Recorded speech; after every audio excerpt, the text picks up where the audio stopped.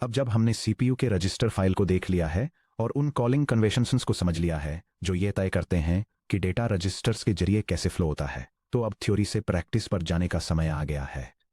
एक C++ developer के रूप में आप डेली एप्लीकेशन लॉजिक के लिए शायद ही कभी हाथ से प्योर असेंबली कोड लिखेंगे। हालांकि आपके कंपाइलर द्वारा जनरेट किए गए असेंबली को पढ़ पाना सबसे ट्रांसफॉर्मेटिव स्किल्स में से एक है जिसे आप डेवलप कर सकते हैं। ये हाई लेवल एब्स्ट्रैक्शंस जैसे लैम्डास, टेम्पलेट्स और स्मार्ट पॉइंटर्स और सिलिकॉन पर एग्जीक्यूट होने वाले इंस्ट्रक्शंस की रॉ फिजिकल रियलिटी के बीच के गैप को पाटता है। जब आपका कोड उम्मीद के मुताबिक परफॉर्म नहीं कर रहा हो, जब कोई इनर लूप ऑटो वेक्टराइज होने से मना कर दे, या जब आपको ये वेरीफाई करने की ज़रूरत हो कि कोई टेम्पलेट फंक्शन इनलाइन था या डुप्लीकेट, तो असेंबली ही आपका अल्टीमेट सोर्स ऑफ ट्रूथ है।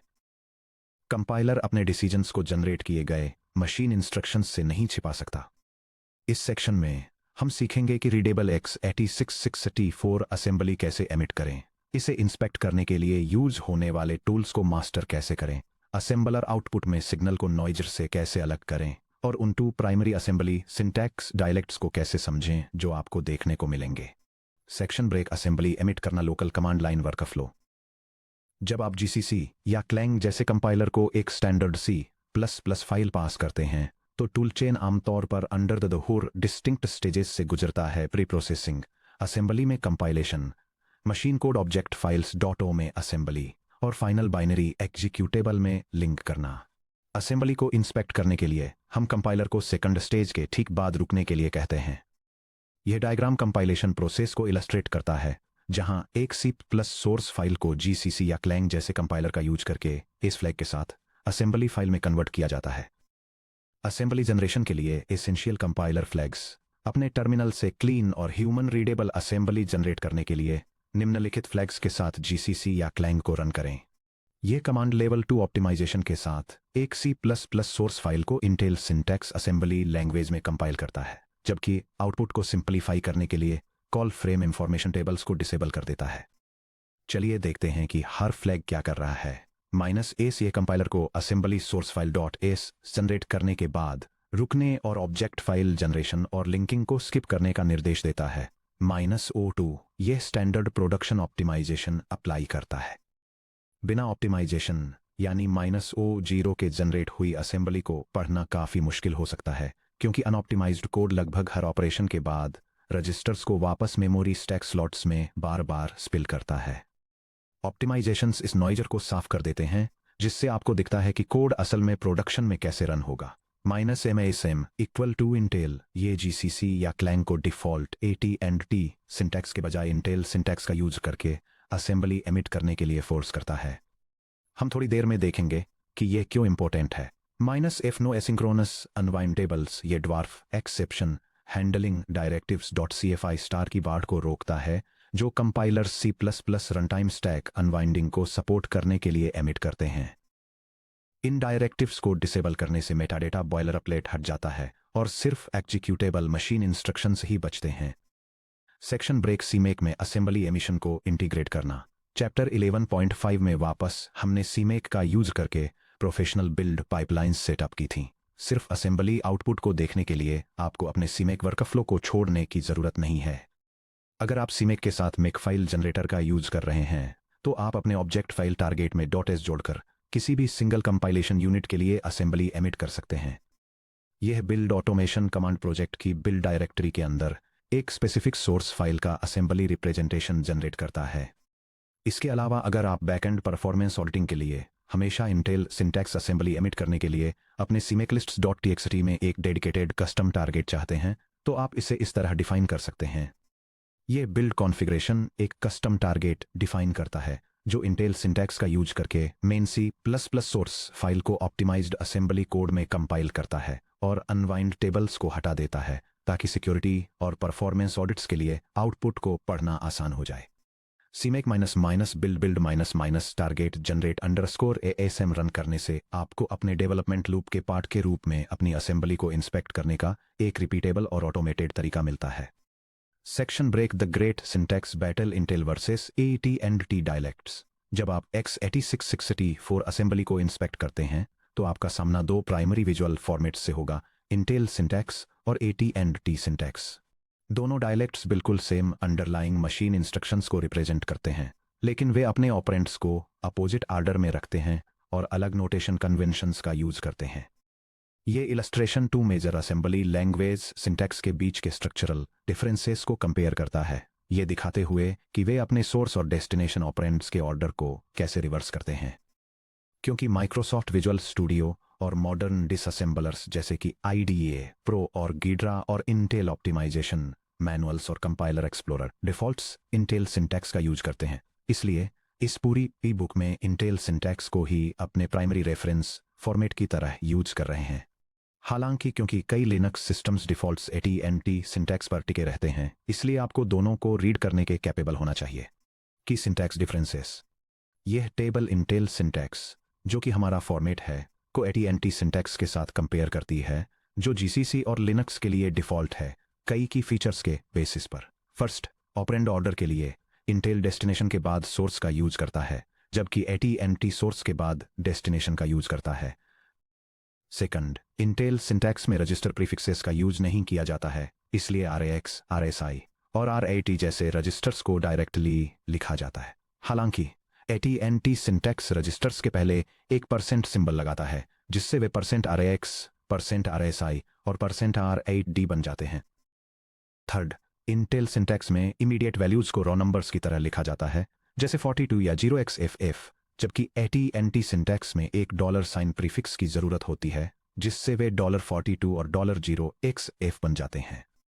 फोर्थ, इंटेल सिंटैक्स में इंस्ट्रक्शन सफिक्सेस रजिस्टर साइज से इंप्लाई होते हैं, जिसमें एक सिंपल MOV इंस्ट्रक्शन का यूज होता है, जबकि AT&T सिंटैक्स में एक्सप्लिसिट साइज सफिक्सेस का यूज होता है, जैसे MOVB, MOVW, MOVL और MOVQ। फिफ्थ, इंटेल सिंटैक्स में मेमोरी डीरेफरेंस को स्क्वायर ब्रैकेट्स के रूप में लिखा जाता है, जिसमें रजिस्टर प्लस ऑफसेट होता है, जबकि AT&T सिंटैक्स में ऑफसेट के बाद पैरेंथेसिस में %रजिस्टर का यूज किया जाता है। फाइनली, इन सिंटैक्स में कॉम्प्लेक्स मेमोरी मोड को स्क्वायर ब्रैकेट्स के रूप में लिखा जाता है, जिसमें base plus index scale plus displacement होता है, कंपेयर टू AT&T सिंटैक्स, जहां इसे डिस्प्लेसमेंट के बाद पैरेंथेसिस में बेस, इंडेक्स और स्केल के रूप में लिखा जाता है। Side by side comparison example. चलिए देखते हैं कि बिल्कुल same memory to register operation को दोनों डायलेक्ट्स में कैसे लिखा जाता है। यह असेंबली स्निपेट लोकल मेमोरी से एक वैल्यू रिट्रीव करता है, इसे 100 से मल्टीप्लाई करता है और रिजल्ट के लोअर पोर्शन को एक डेस्टिनेशन मेमोरी लोकेशन में स्टोर करता है। यह assembly code snippet basic arithmetic और मेमोरी ऑपरेशंस को डेमोन्स्ट्रेट करता है। यह स्टैक से एक स्टोर्ड 64 बिट वैल्यू को रिट्रीव करता है, इसे 100 से मल्टीप्लाई करता है और फिर रिजल्टिंग प्रोडक्ट के लोअर 32 बिट्स को डेस्टिनेशन पॉइंटर द्वारा डेजिग्नेटेड मेमोरी लोकेशन में वापस राइट करता है। ध्यान दीजिए कि कैसे AT&T सिंटैक्स % और $ कैरेक्टर्स के साथ कोड को क्लटर कर देता है, जबकि इंटेल सिंटैक्स एक असाइनमेंट स्टेटमेंट की तरह ज्यादा नेचुरली रीड होता है, destination equal to source. Section break. Compiler explorer godbolt.org के साथ इंटरैक्टिव असेंबली एक्सप्लोरेशन। वैसे तो कमांड लाइन फ्लैग्स और बिल्ड स्क्रिप्ट्स लोकली अच्छे से काम करते हैं, लेकिन मैट गॉडबोल्ट द्वारा godbolt.org पर क्रिएट किया गया compiler explorer low level C++ engineering के लिए शायद सबसे जरूरी वेब बेस्ड टूल है। यह कंपैरिजन इलस्ट्रेट करता है कि कैसे एक कंपाइलर एक सिंपल मल्टीप्लिकेशन फंक्शन को ऑप्टिमाइज करता है। हाई लेवल सोर्स कोड एक इनपुट इंटीजर को एक कांस्टेंट से मल्टीप्लाई करता है और रिजल्टिंग असेंबली दिखाती है कि कैसे कंपाइलर कैलकुलेशन परफॉर्म करने के लिए मल्टीप्लिकेशन ऑपरेशन को लोड इफेक्टिव एड्रेस इंस्ट्रक्शंस के एक फास्टर सीक्वेंस से रिप्लेस करता है।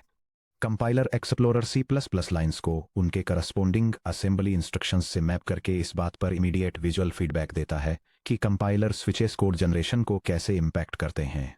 Essential Godbolt workflows for systems programming. Colour coded line correlation. C++ code की एक लाइन पर होवर करने से उस लाइन के लिए एमिट हुए प्रिसाइज असेंबली इंस्ट्रक्शंस एक मैचिंग बैकग्राउंड कलर में हाईलाइट हो जाते हैं।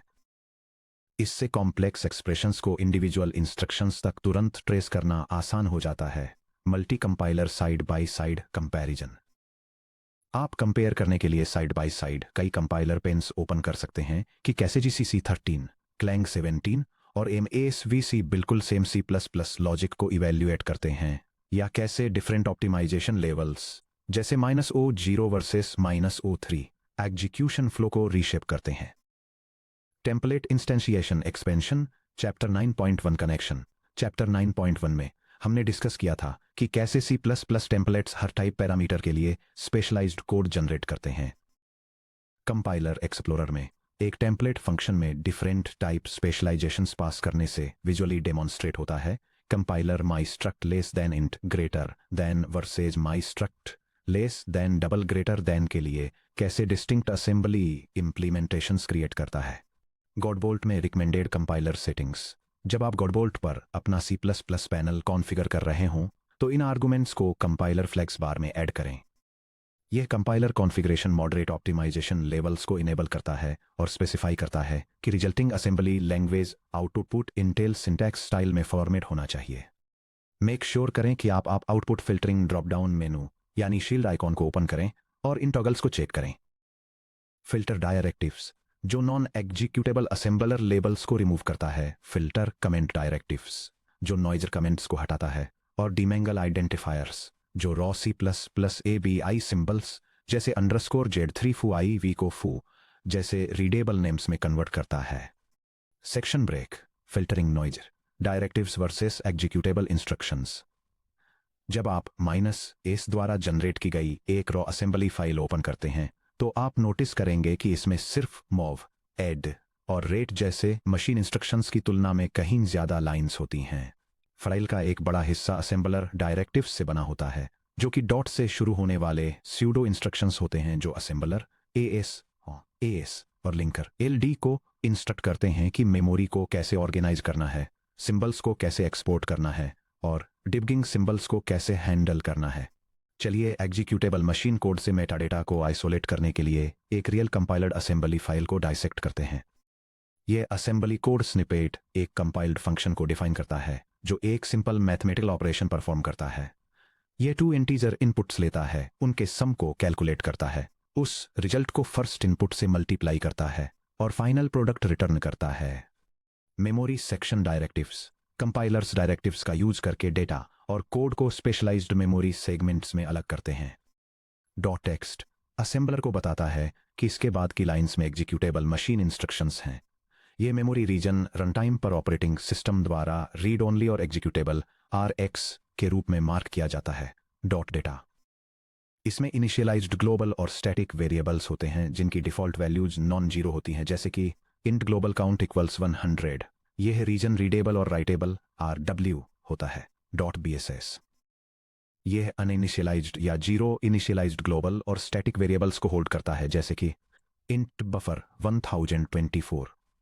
यह डिस्क पर बाइनरी फाइल के अंदर कोई फिजिकल स्पेस नहीं लेता है। जब प्रोसेस स्टार्ट होती है तो operating system simply zeroed pages allocate कर देता है। डॉट रो डाटा यह रीड ओनली डेटा स्टोर करता है, जैसे कि string literals hello world \n और const except tables read only R mark किया गया है।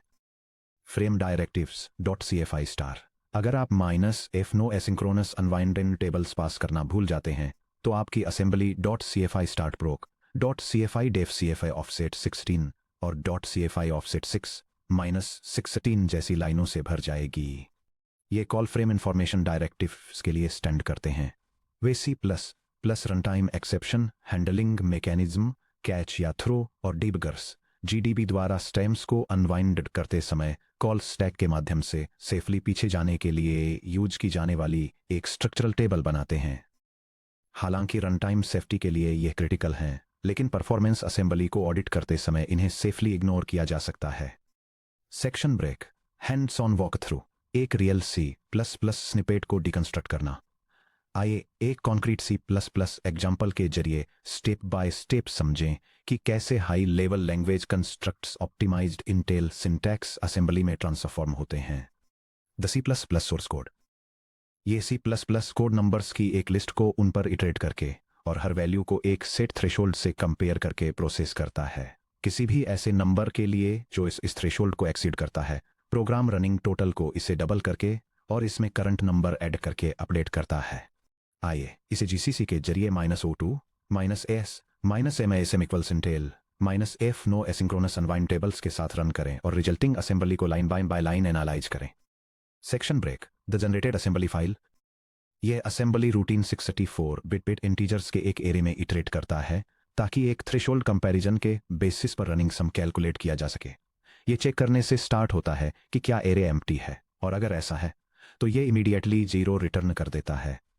अदरवाइज ये हर एलिमेंट के थ्रू लूप करता है और उसकी वैल्यू को एक स्पेसिफाइड कट ऑफ से कंपेयर करता है। अगर कोई एलिमेंट कट ऑफ से ग्रेटर है तो रूटीन एक्यूमुलेटेड सम को डबल कर देता है और उसमें करंट एलिमेंट को ऐड कर देता है। अगर एलिमेंट कट ऑफ से लेस देन या इक्वल टू है तो इसे इग्नोर कर दिया जाता है।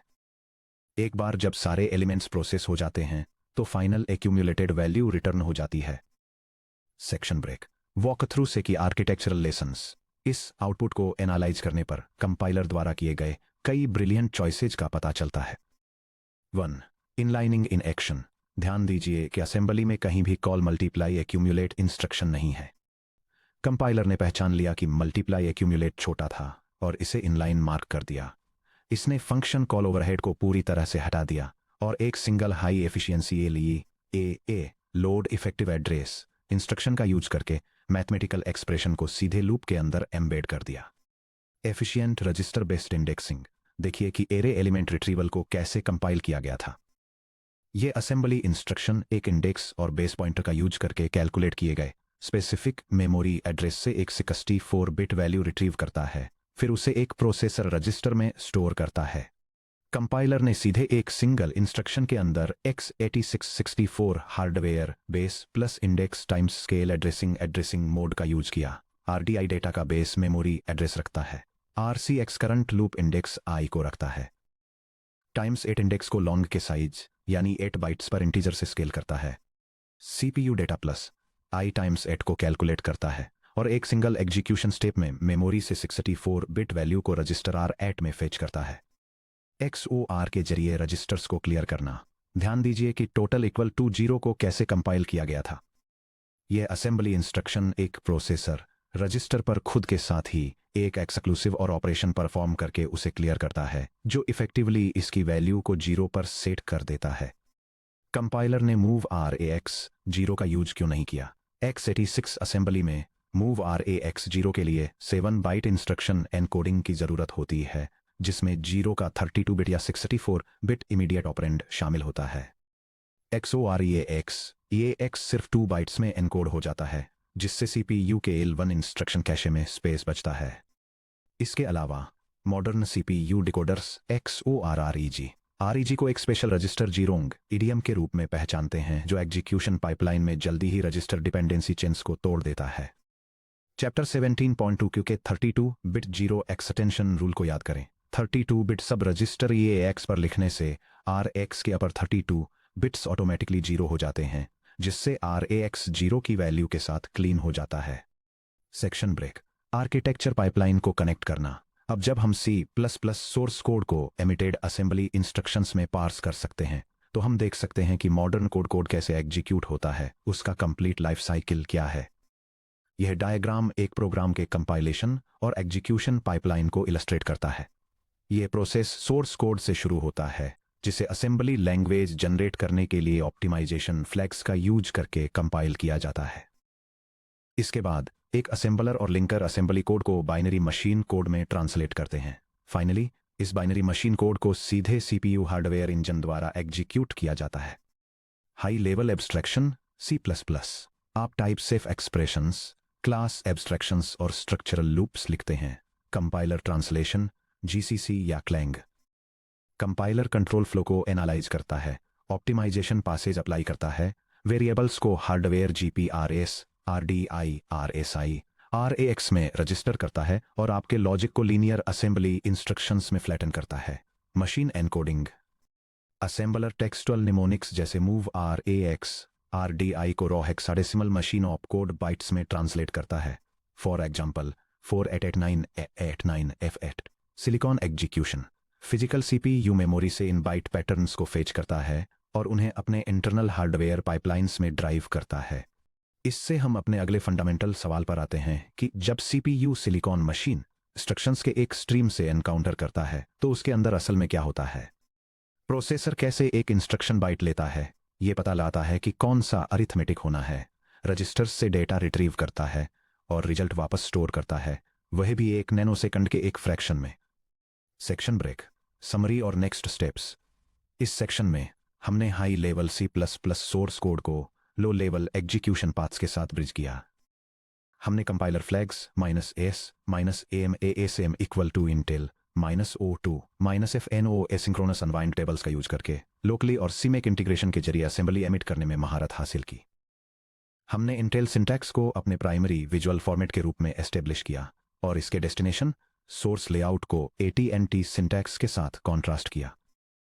हमने कंपाइलर एक्सप्लोरर godbolt.org का यूज करना सीखा ताकि C++ एक्सप्रेशंस को एमिटेड असेंबली के साथ विजुअली कोरिलेट किया जा सके और टेम्पलेट एक्सपेंशंस को ऑडिट किया जा सके। हमने assembler directives .text .data .bss .ro data .cfi star को डिमिस्टिफाई किया ताकि एग्जीक्यूटेबल इंस्ट्रक्शंस को मेटाडेटा से आइसोलेट किया जा सके।